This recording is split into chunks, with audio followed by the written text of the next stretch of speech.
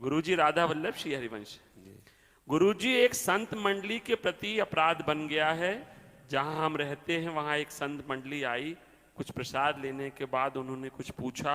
उस पूछने में कुछ ऐसा नहीं था, पर हमारी दोष दृष्टि हो गई संतों के प्रति। वो क्या? तो आप बोलिए, क्या शर्माइए मत। क्या सोचा कि पता नहीं ये संत है या नहीं, सोचा कि ये संत है या नहीं। नहीं, आपने क्यों सोचा ऐसा? उन्होंने कुछ पूछा। क्या पूछा? शर्माना क्या? उन्होंने पूछा कि ये घर आपका है? आपने क्या उत्तर दिया? नहीं, नहीं है। अच्छा, आपका घर नहीं था? नहीं। हाँ, फिर परेशानी क्या है? नहीं, परेशानी कुछ नहीं है, बस वैसे मतलब सबके लिए है ये बात कि ये भेष ऐसा है, शास्त्र में भी आया, भागवत में भी आया है कि इस भेष का आश्रय लेकर के गलत चेष्टाएं की गई। भागवत में आता है देवराज इंद्र जो है इस भेष का आश्रय लेकर के जब 7वीं यज्ञ पूरी होनी होती तो महाराज पृथु के शायद यज्ञ के विषय की बात है, वो घोड़ा चुरा लेते थे। हाँ, और पृथु का पुत्र उनके मारने के लिए प्रयास करता और वो बार बार जब कहीं वेश बदल लेते तो रुक जाता और वो घोड़ा अपहरण। ऐसा आया है भागवत में प्रसंग, अर्थात पाखंड वेश इसी में छुपाया जा सकता है। अभी तुम कत्ल करो और बढ़िया तिलक विलक लगा के बाहर आ जाओ, कोई बाबा जी है भाई, भगवान का भक्त है, तो ऐसा होता है। कालनेमि ने भगवान के परम प्रेमी हनुमान जी को छलना चाहा साधु वेश धारण करके।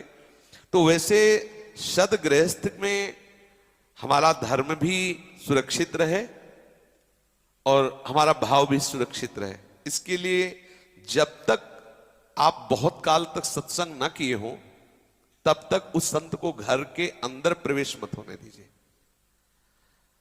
उनको जब मान लो घर है तो जल पिला दीजिए, बैठिए। भोजन चाहिए तो हम आपको पैक करके भोजन दे देते हैं। अर्थ चाहिए तो आदेश नहीं है, हमारे गुरुजनों का आदेश नहीं है अर्थ देने का, स्पष्ट मना कर दे।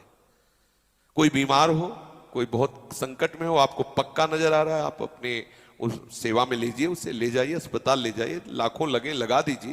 लेकिन कोई मांग रहा है मुझे यज्ञ के लिए हजारों चाहिए, मुझे तीर्थ यात्रा के, आप साफ मना कर दीजिए कि हम तो देने में कोई हिचक नहीं, लेकिन हमारे गुरुजनों ने हमको मना कर रखा। अब वो चाहे गाली दे, तुम्हें चिंता नहीं करनी, साफ मना कर देना। क्योंकि जो वास्तविक यज्ञ करना चाहते हैं उनको अर्थ मांगने की जरूरत नहीं होती, क्योंकि यज्ञों में सबसे श्रेष्ठ यज्ञ जप यज्ञ होती है। और जो भजन करने वाले हैं उनके चरणों में अपने आप ऐश्वर्य झुकता रहता है, उनको ऐसे नहीं करना पड़ता, पक्का समझ लेना, ऐसे नहीं करना। हमारा सहयोग कीजिए, तीर्थ यात्रा, उनके चरणों के स्पर्श से तीर्थ बनते हैं जो संत होते हैं। तीर्थी कुर्वन्ति तीर्थानि, उनको तीर्थ यात्रा के लिए पैसे नहीं मांगने होते। वो जहां बैठते हैं वहीं महायज्ञ होती रहती है, उनको यज्ञ करने के लिए अर्थ मांगने। वो जहां बैठते हैं तो भगवान नाम की ऐसी गूंज होती है कि महाभंडारा होता है, उनको भंडारा करना नहीं पड़ता। अर्थ देना बंद कर दीजिए। जहां ऐसा लगता है कि मेरा अर्थ यहां देने पर यहां वास्तविक साधु सेवा होगी, यहां वास्तविक समाज सेवा होगी, दीजिए। लेकिन जहां आपको परिचय है नहीं है और ऐसा लगता है कि हो सकता है हमारे अर्थ का दुरुपयोग हो, तो अर्थ के लिए मना कर दीजिए।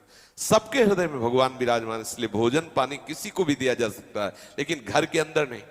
एक साधु की मर्यादा है, सच्चा साधु किसी भी अपरिचित गृहस्थी के घर घुसेगा ही नहीं, दरवाजे के बाहर खड़ा रहेगा।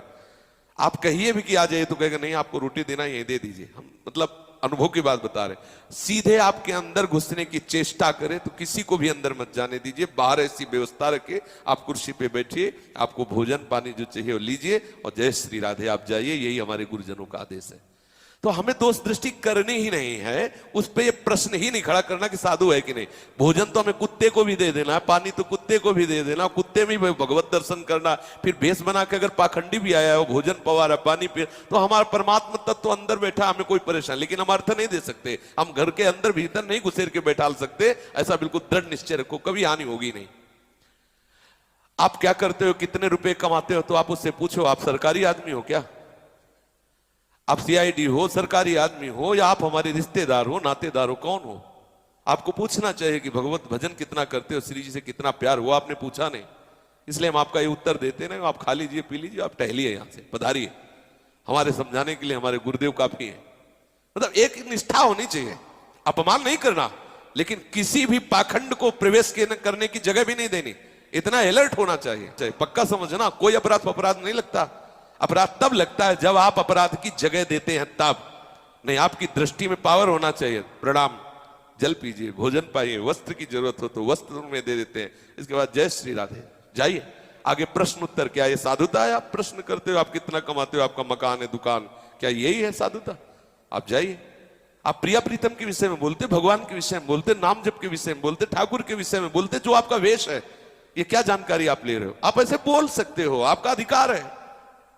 इसमें नहीं डरना चाहिए कि सामने अगर सच्चा साधु है और उसने ऐसे विनोद में पूछा, आपने ऐसा कहा है, तो आपको आशीर्वाद दे के जाएगा कि बहुत सुंदर बच्चे, तुम्हारा भाव बहुत सुंदर, वो आनंदित होगा। और अगर डुप्लीकेट है तो पसीना आ जाएगा, बाहर निकल जाएगा। पक्का समझ रहे हो ना?